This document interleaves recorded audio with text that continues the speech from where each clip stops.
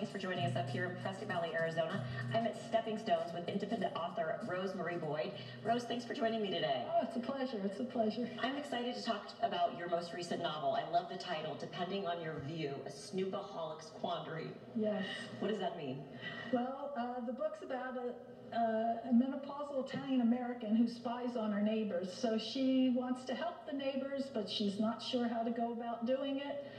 So she's in a quandary. Should she help or should she mind her own business? I mean, I think that's so much of what people live through, right? It's like, yes. Do I really want to know what I just saw and heard, and is there a responsibility now for me to speak it if there's something going on? So what type of information is she getting that she's in a quandary about? Well, she witnesses abuse, husband abusing his wife.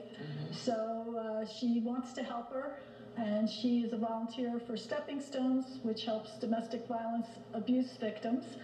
And she tries to figure out a way to do it without offending her. Wow, and I know Stepping Stones really does help so many women with abuse, so what a wonderful program that we have here. I love that we're sitting in the coffee shop here at Stepping Stones and how much it relates to your book. Yes. So have you always been a writer? No, I didn't start writing until I retired.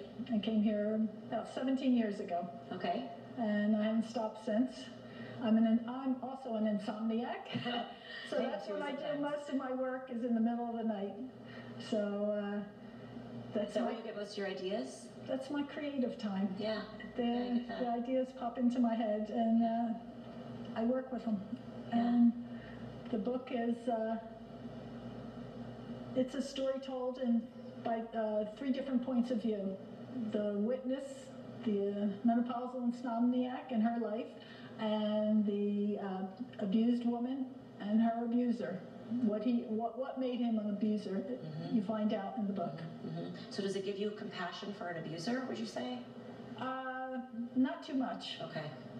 But it shows you where it came from. Where it came from, yeah. Right. Because everyone can get help, right? Right. Everyone can help themselves and get better, definitely. Right. So this is your second book. Tell me about the first one. The first one is about 2 Italian-American families, and it's loosely based on how my parents met and their families, and it's set in post-World War II New Jersey. Oh, how cool. How cool. Yes.